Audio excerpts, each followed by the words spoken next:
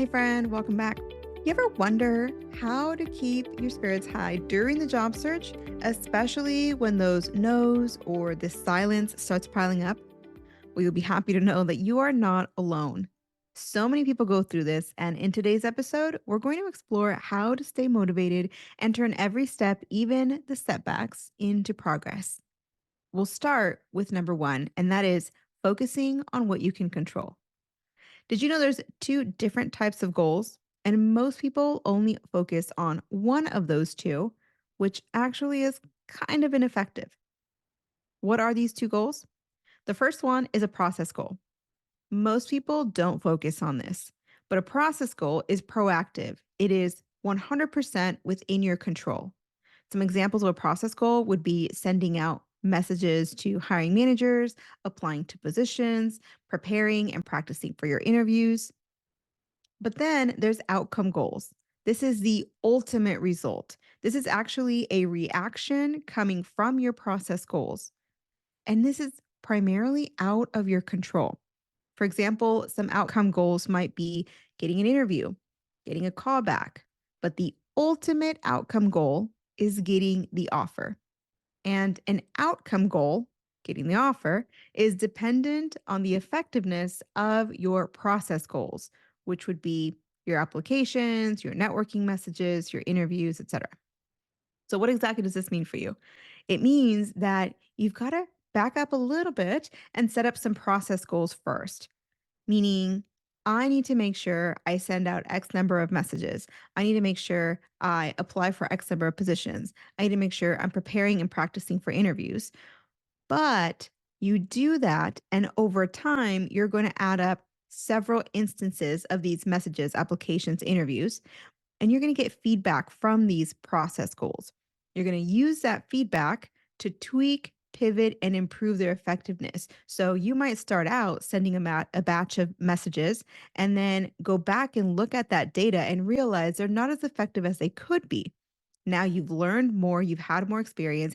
You're going to tweak, pivot, and improve those messages, and then go back out and continue to send emails. So, what you're doing is using your process goals and the feedback from those to improve your chances of meeting your outcome goal.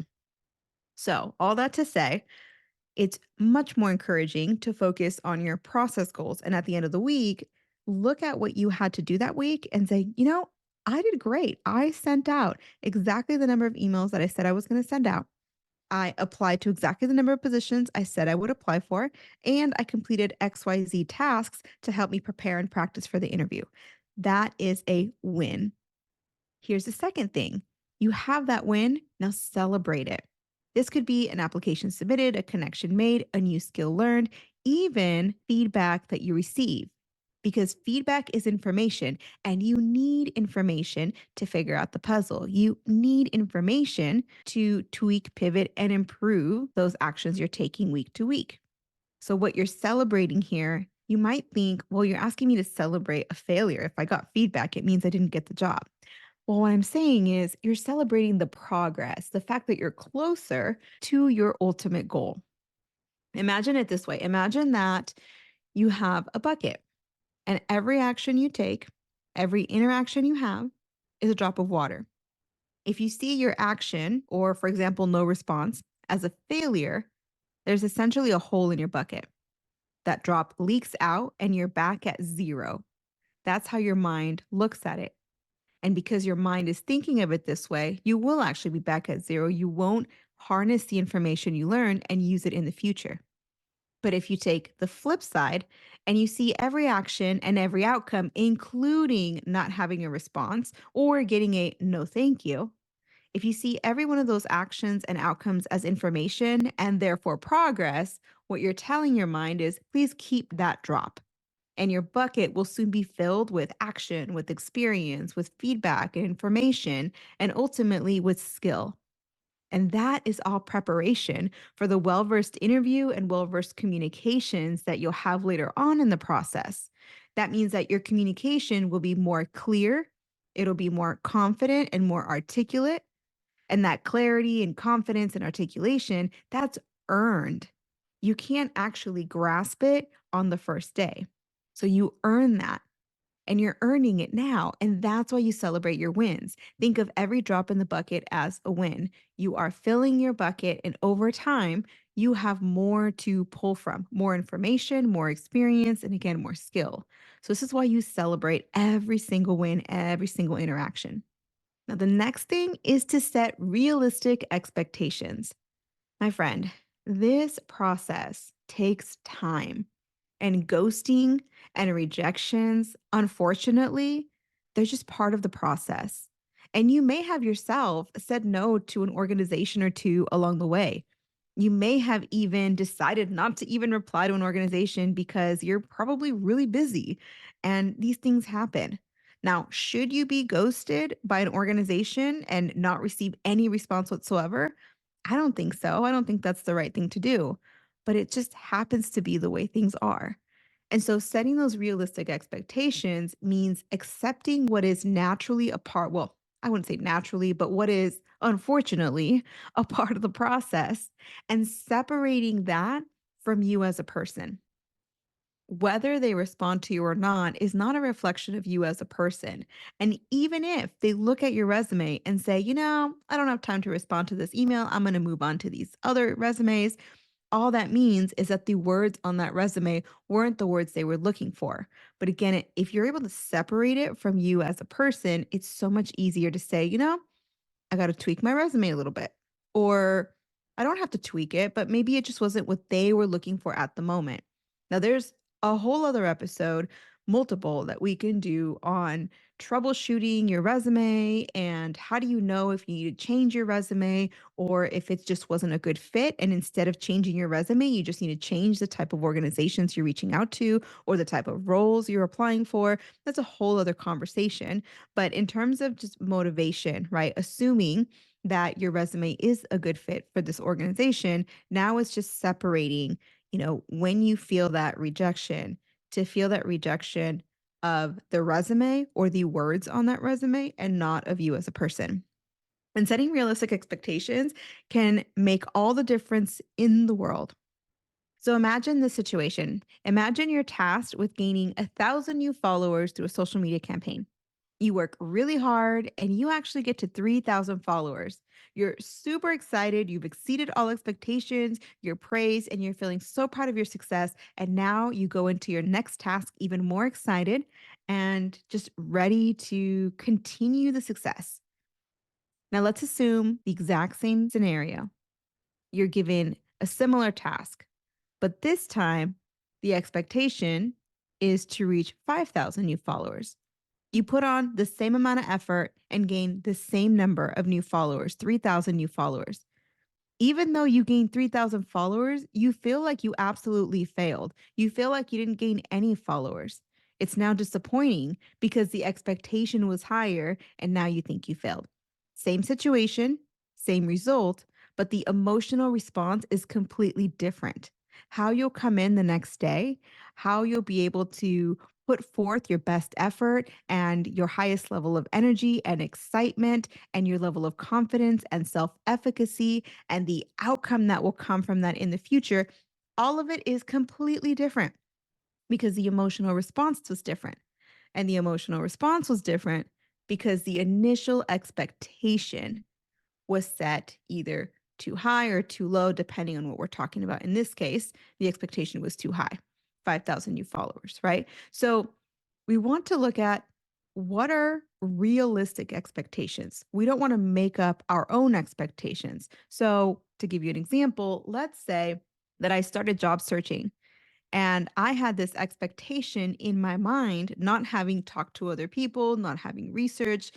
I had this expectation that, I've worked so hard on my resume and I've worked so hard on drafting this email communications to hiring manager of ABC company that I really do believe and expect that they will get back to me. So excitedly, I type up this email, I send it off with my resume. I'm really excited about it. I think this is really going to be it. And when I don't get a response, I feel like I absolutely failed. That's because whether I said it and articulated my thoughts or not, I believed and I set an expectation for myself that this was going to be it. However, that may not have been realistic. Now, let's assume that in a different situation, I'm now in the job search and I'm thinking, okay, people are really busy. I've seen how long other folks on LinkedIn or anybody who shares their experience, I've seen that they job search for 3, 6, 9 months, sometimes even to find that right fit job. And I hear all this information about people getting ghosted and rejections and how defeating this whole process could be. So I'm going to set a realistic expectation that I'm going to reach out to 10 to 20 hiring managers. And for every one of those 10 to 20 hiring managers, every time I send that batch out, I might only hear back from a few people. And that's normal. If I set that expectation, a realistic, even a conservative expectation, when someone does get back to me, it'll be a win as opposed to dwelling on those who did not get back to me. So at the very beginning, ask yourself, what am I expecting? Is it realistic? And what might be a realistic or a conservative expectation? So let's say now that you did set a realistic expectation and it's not happening. You told yourself, okay, 4 out of 10, or whatever your number is, 3 out of 10, I will get a response. But you get zero and you send the same batch, right? Different people, but you follow your process and you batch send 10 emails, 20 emails, 30 emails, 40 emails, and absolutely nothing. What then? Is that a complete failure? Well, here's the next thing I'd share with you, and that is to reframe rejection. That's actually not a complete failure. Instead of seeing this as a major setback, think of every action, and yes, every rejection, as a step forward. While this is an episode encouraging you, it's also an episode about taking action. So here's how you can take every action and every rejection as a step forward. Rejection and setbacks, they're actually feedback. They give us information that then we can use to ask really important questions. So if you have been going through your process, you set realistic expectations and nothing is happening, it's not a failure in terms of dead in the water, nothing's happening, I failed. Now it's a time to ask, what information have I learned? What types of companies have I been reaching out to? Maybe it's not the right type of company. Maybe these are companies that are too large or too popular. Oftentimes, I see this all the time. Someone will come and will say, okay, I want to work as, I don't know, a marketer or software engineer, right? And when I ask them, what are the qualities of some companies that you'd be interested in working for? Almost everybody goes straight for the companies that are most well known. And let's say, for example, they go for Microsoft and Apple and Meta. You're literally going for three companies that are the highest, most competitive companies in the world, whose their strength as a company might be really strong, but their culture may not fit you. What they're looking for, experience level may or may not fit. There's so many aspects to it. And being a recognized company, a household name, does not necessarily mean they're the right company. So, A, they might not be the right company for you, meaning you might not enjoy working at that company. And B, in this case, for what we're talking about today, you might realize that your resume is actually geared towards a quickly growing organization, not a well established and mature organization. So, again, rejection or setbacks give us information, feedback to then ask important questions like, what information did you learn? What does this mean for your job search? What do you need to tweak? What can you improve? What are you missing?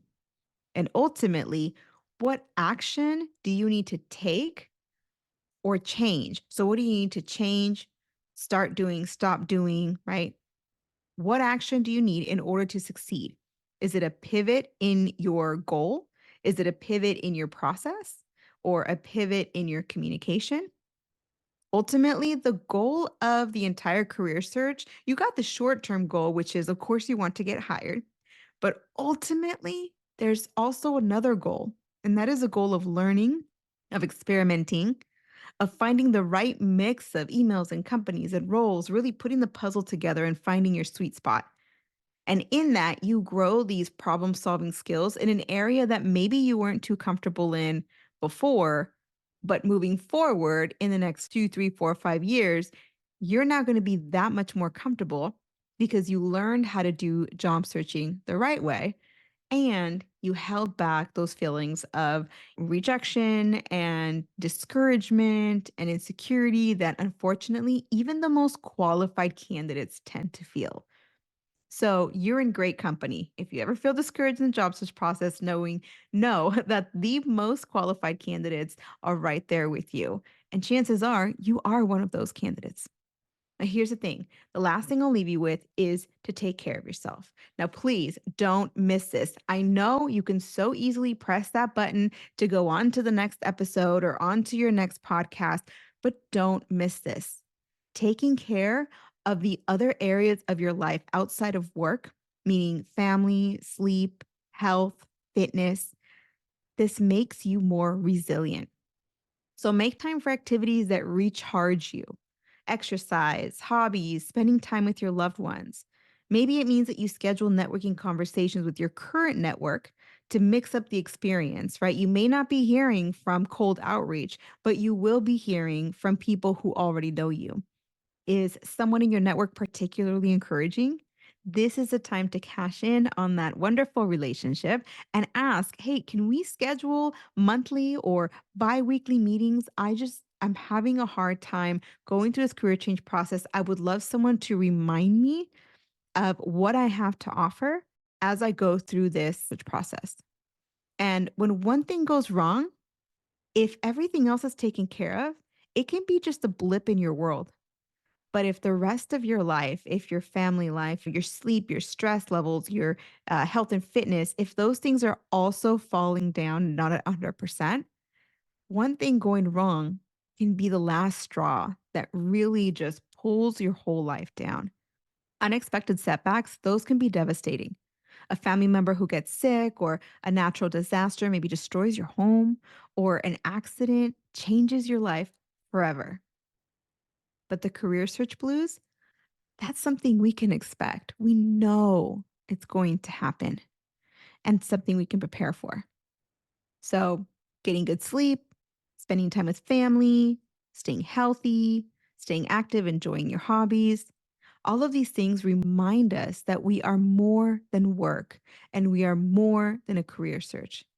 And having these areas of our life at or around 100% makes the job search and its potentially discouraging moments a small part of our lives that we can much more easily bounce back from if everything else is in good shape. Remember, my friend, that your career is a marathon, not a sprint. So celebrate every step, learn from every setback, and keep your focus on what you can control. Take care of yourself along the way, and don't forget that the goal is never really just to land an offer, but to master this job search process so that you never again have to worry about how you're going to make your next career move. All right, so that's it for today, but join us next week because Dale is back and we are going to help you set some goals for 2025. I'll talk to you then. Hey, thanks for listening. I really appreciate you spending time with me today. If you found this episode helpful, please tap the 5-star review on the show's homepage in your podcast app. It would absolutely make my day, and it helps others discover the Uncommon Career Podcast. Now, to download your free career resources and learn how I help seasoned professionals land amazing offers in as little as 90 days, click on the link in the description or go to theuncommoncareer.com. Thanks again, and I'll see you on the next one.